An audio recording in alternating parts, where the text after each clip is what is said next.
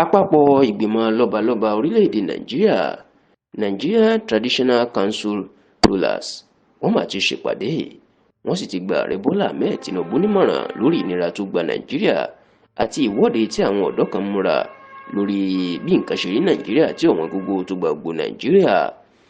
Ẹ rántí pé ní ọjọ́ àkọ́kọ́ sí ọjọ́ kẹwàá oṣù kẹjọ tá a wà yìí the 1st to 10th of August 2024 ìní àwọn ọ̀dọ́ náà máa múra láti bẹ̀rẹ̀ ìwọ́de lórí ìnira ebi àti ọ̀wọ́n gógó tó gba Nàìjíríà láti ọdún kan àti oṣù méjì tí ààrẹ Bọ́lá Ahmed ti ń ṣèjọba.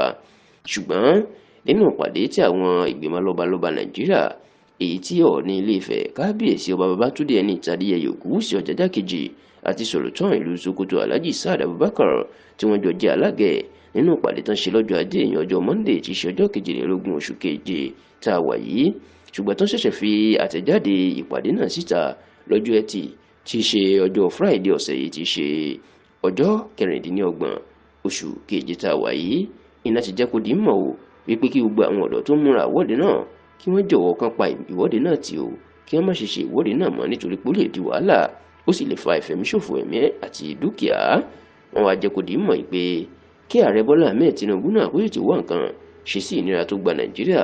Wọ́n ní nǹkan mẹ́ta pàtàkì tó lè tètè ṣe tí ìlú yóò fi dẹrùn tí àwọn èèyàn tí ò fi ní bínú mọ́ tí yóò tó fagilé ìwọ́de. Ó ní pé kó tiẹ̀ kọ́kọ́ wá nǹkan ṣe sọ́rọ̀ owó epo pẹntiróòlù nítorí pé òun gan ni ọ̀pákùlẹ̀ tẹ gbogbo wàhálà tó ń ṣẹlẹ̀ ìnira àwọn gógó tó gba Nàìjíríà. Ó ní kó wá bówó epo yóò ṣe lọ sílẹ̀ o. Àwọn ọba ètò jẹ́ kó di mọ̀ pé kí Tinubu kó gbé owó iná ìjọba ìyẹn náà NEPA tó ti lọ sókè kó dá padà wálẹ̀. Bẹ́ẹ̀ náà ni kó tún ṣe àwọn nǹkan ọ̀gbìn ìyún nǹkan jíjẹ kó jẹ́ kí owó ẹ̀ wálẹ̀. Àwọn ìgbìmọ̀ lọ́balọ́ba gbogbo ọba Nàìjíríà jẹ́ kó di mọ̀ pé bí Tinubu bá fi lè ṣe léyìí ara yóò di àwọn ọmọ Nàìjíríà ìwọ̀nba ni wọ́n yóò sì máa bínú mọ́. Ṣùgbọ́n tí wọ́n ní láì ṣe léyìí ewu wà lóko ló ń gẹ fúnra ẹ̀ ewu ni.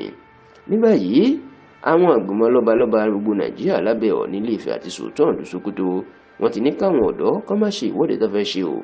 Bẹ́ẹ̀ ni wọ́n jẹ́ kó di mọ̀ pé kí Tinubu náà kó tètè wá nǹkan ṣe sí ọ̀wọ́n gógó tó gba Nàìjíríà àti owó epo pẹntiróòlù pẹ̀lú owó náà ìjọba.